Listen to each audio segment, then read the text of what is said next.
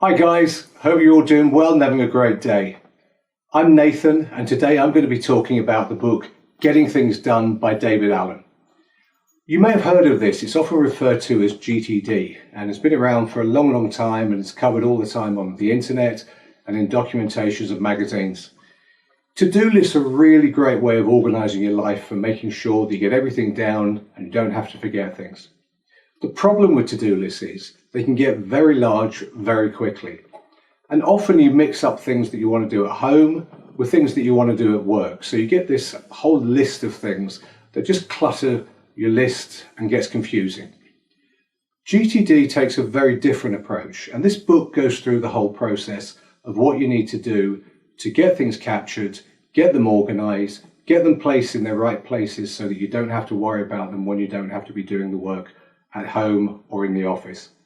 So very simply, it cuts things down into manageable steps that you can put into organised folders, in effect projects, that allow you to store things away and only see them and therefore deal with them when you need to. GTD works on a really great principle of having a mind like water. And what this means is that really you don't have to be thinking about things that you know are in a trusted system. Now that trusted system doesn't have to be a computer system, it could be a paper-based system, it could be whatever system works for you.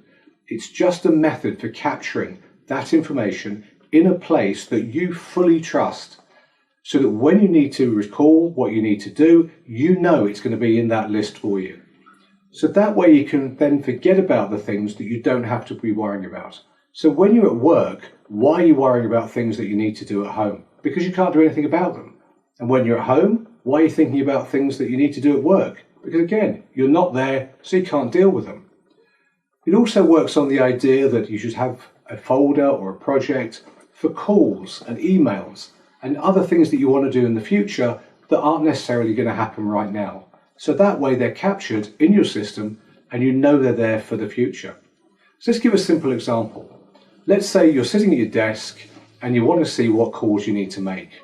So you go and look at your list, all to do with your calls. So there you can see right clearly in front of you which calls you need to make, and you can then decide which ones need to have your priority to then deal with. The same is true for emails, or the same is true for other sort of categories and settings that you can set up.